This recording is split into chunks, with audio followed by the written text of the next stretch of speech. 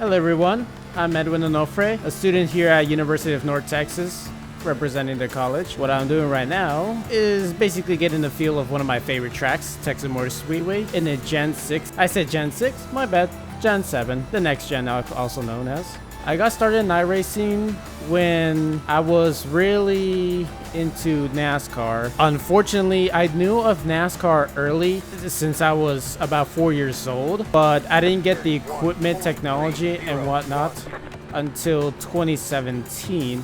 And once I came over to UNT, I started paying for the subscription for iRacing. And I wanted to join iRacing because I wanted to be on the same path as William Byron did once when he went into iRacing and he got into the top series of NASCAR. That's where I wanted to be. I'm just doing that dream, but I'm doing it one step at a time. My favorite things about iRacing is that it has that feel for what the drivers in the NASCAR series are doing. It's very similar to it. You get to learn a lot of things about racing and the applications of what the drivers are experiencing, so you can apply it into other things and for yourself to learn. I'm doing it in several things such as Gran Turismo, Assetto Corsa. I'm a major sim racer right now, but I would like to apply what I've learned in Save Racing into the actual racing series. I've done a little bit of go-karting, and they're not like the baby 45 miles per hour K1 speed go-karts. I've done legitimate 60 mile per hour go-karts on a real asphalt circuit with the worn grooves and whatnot, but I do hope I have the funds for getting an 8-shifter kart with the 2-shifter seats and whatnot, and I'm hoping that I can apply that process from what I learned in iRacing and go up from there. It's again baby steps. I unfortunately don't work with a team or a crew, but I know that it is crucial to have one because I know you can't do everything alone. You're not Batman. Batman can't do everything alone. He has help from the police and whatnot. And that's essentially what it is for the NASCAR series.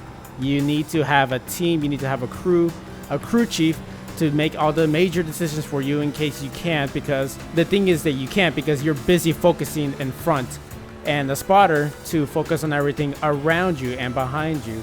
It is really critical. If you think that you're not a major part of the team, you're definitely wrong. Any step, any process in that team matters. Regardless if you're on track or off track, the team is always important. You know, as an engineer, I wanted to create a rig that is pushing beyond the limits of what the drivers have been sim racing for the test sessions. I wanted one that is truly unique, that actually has reactions / G-forces enabled on them. I would like to have a direct drive wheel for iRacing in other games, and that includes the load pedals, which I would love to have as well. Oh, and most importantly, a very good PC.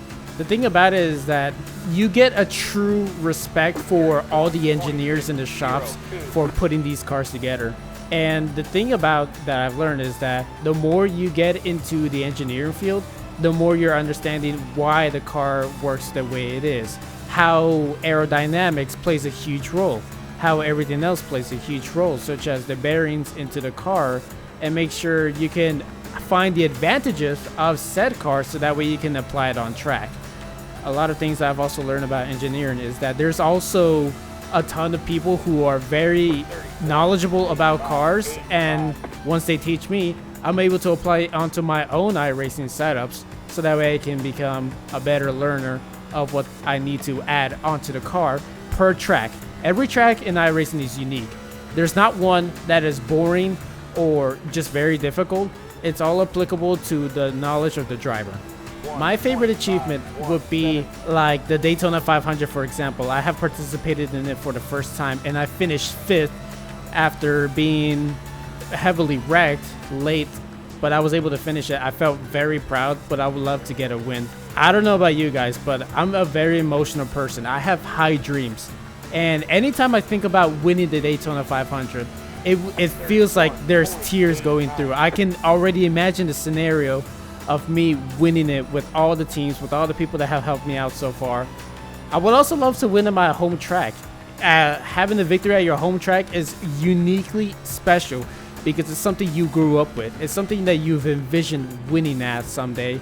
And that's what I've done for Texas Motor Speedway when I've raced in Class A before. It certainly felt that way. I would like to do it in the real world too. Daniel Suarez. Daniel Suarez is the man I've been paying attention to from time and time heavily since 2017. I don't know how, but for some reason, I somehow did not find him in 2016.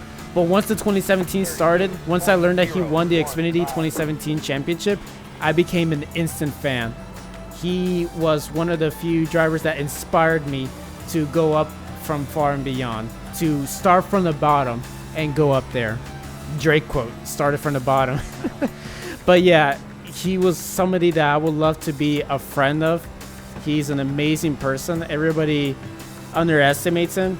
Just because he won it easily in the Xfinity Series and is struggling Cup doesn't mean he's giving up. He's not giving up, and neither am I on my pursuit to becoming a NASCAR driver. Oh, my next goal in racing.